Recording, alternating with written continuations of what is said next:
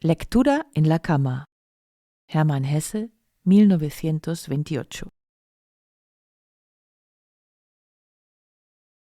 Cuando uno vive en un hotel por más de 3 o 4 semanas, siempre tiene que contar con algún que otro estorbo. O se celebra una boda en la casa que con música y cantos dura todo el día y toda la noche, finalizando la mañana siguiente con grupos de conmocionados borrachos por los pasillos.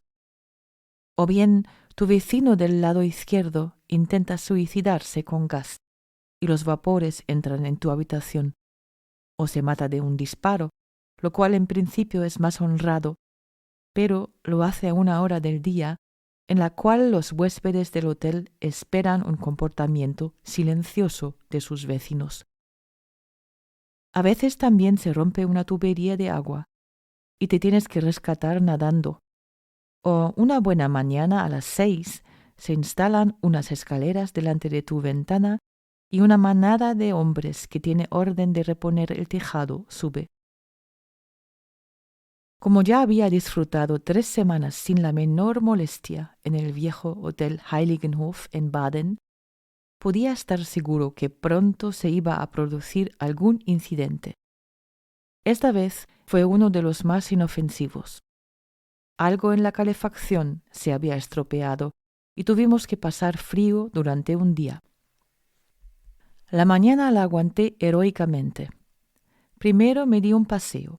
Luego, provisto de una bata caliente, empecé a trabajar y a alegrarme cada vez que el sonido gutural y unos silbidos dentro de las serpientes férreas y frías de la calefacción parecían anunciar su revivir. Pero la cosa no iba tan deprisa, y a lo largo de la tarde, cuando manos y pies se me habían enfriado, finalmente rendí las armas. Me quité la ropa y me metí en la cama.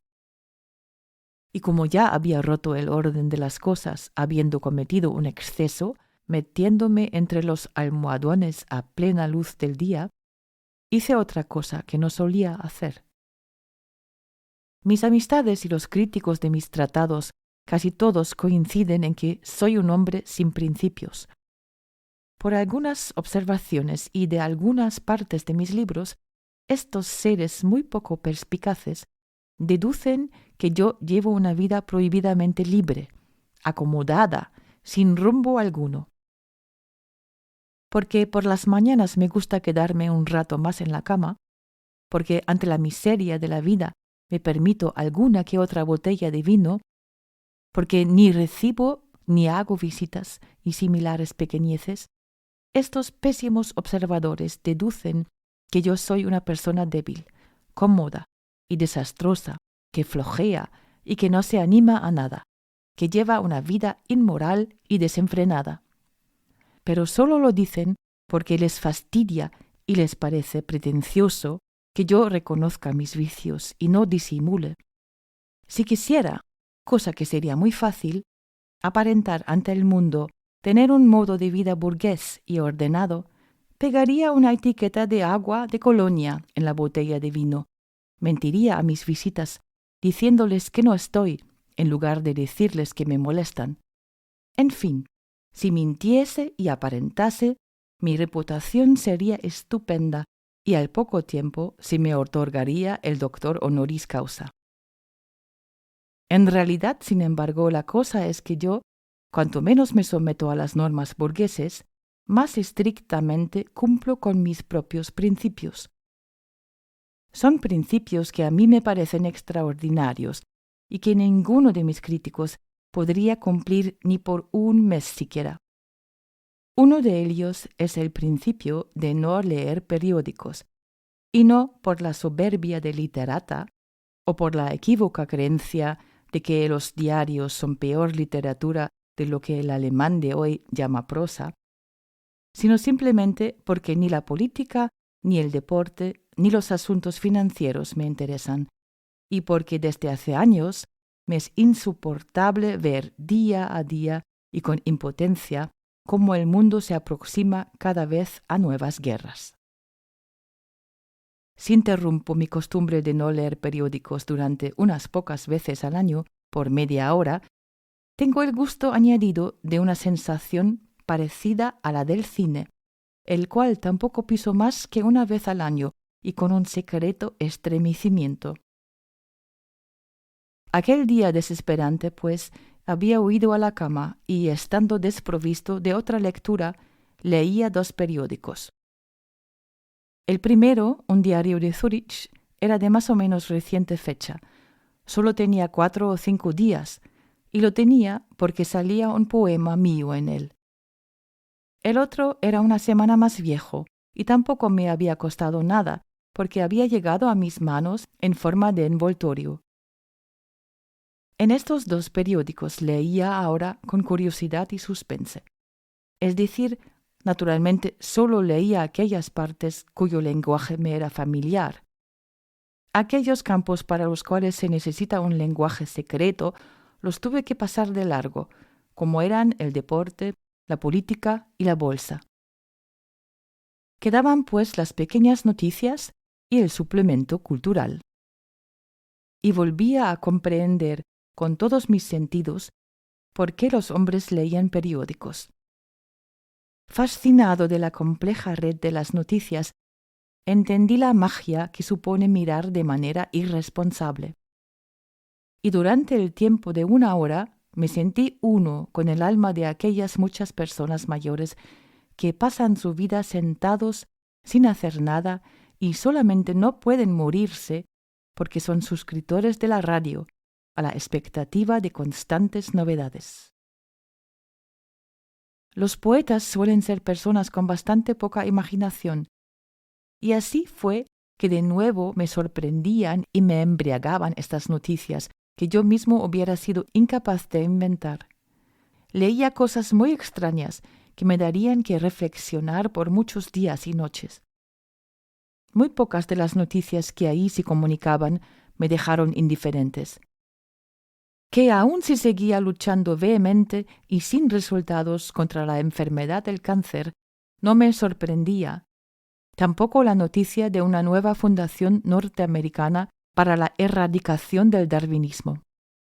Sin embargo, releí como 3 o 4 veces una noticia de una ciudad suiza en la cual un joven fue condenado por homicidio imprudente de su propia madre a una pena pecuniaria de 100 francos. Este pobre hombre había tenido la mala suerte de haber manipulado un arma ante los ojos de su madre, del cual se escapó un disparo que la mató. El caso es triste, pero no inverosímil. Hay otras noticias peores y más tenebrosas en cada periódico. Pero me avergüenza admitir cuántos cuartos de hora estuve ocupado haciendo cálculos sobre esta pena pecuniaria. Un hombre mata a su madre de un disparo.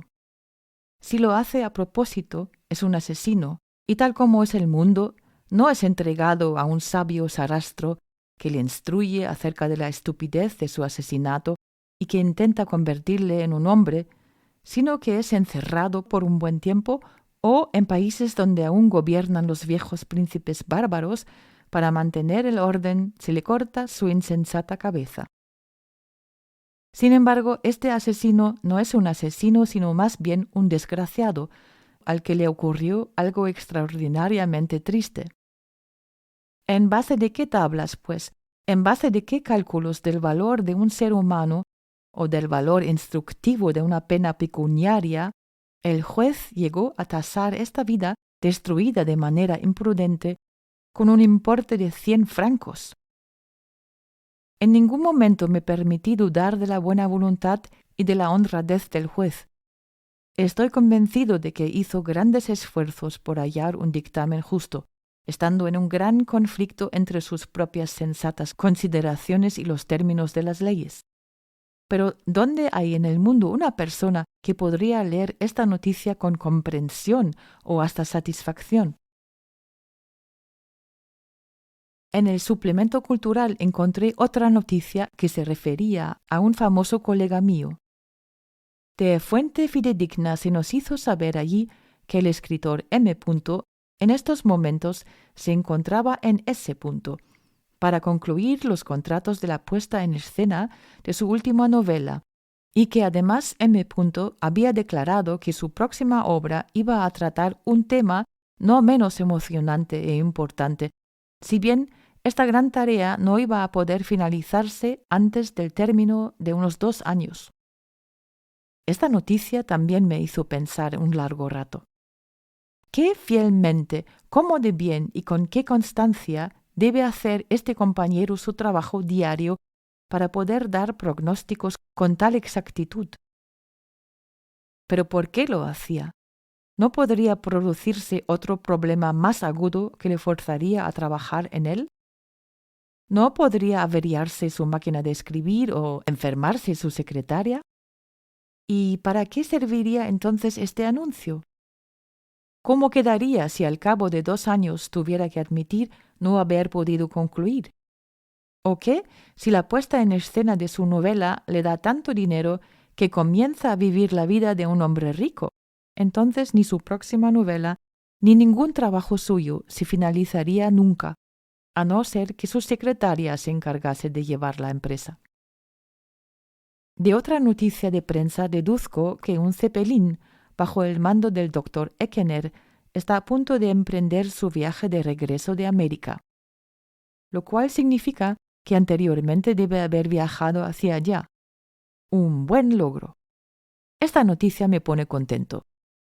¿Durante cuánto tiempo no pensé en el doctor Eckener, bajo cuyo mando sobrevolé en aquel entonces por primera vez hace 18 años en un Zeppelin el lago de Constancia y el Arlberg?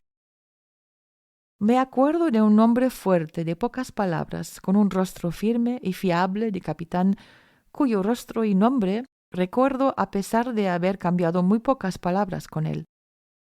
Ahora pues, después de tantos años y tantos golpes del destino, este hombre seguía ejerciendo su trabajo. Continuó y voló finalmente a América, y ni la guerra, ni la inflación, ni infortunios personales habían podido impedir que continuase con su servicio y salirse con la suya. Lo veo claramente delante de mí en el año 1910, cuando me dirigió unas amables palabras, tomándome aparentemente por un periodista, antes de entrar en su cabina de mando. En la guerra no fue general, ni se convirtió en banquero durante la inflación. Sigue siendo constructor y capitán de barcos, siéndose fiel a sí mismo. En medio de tantas noticias desconcertantes que llegaron a mí desde los 2 periódicos, esta noticia me parece tranquilizante. Pero ahora basta. Me estuve entreteniendo una tarde entera con estos 2 periódicos. La calefacción sigue estando fría, así que procuraré dormir un rato.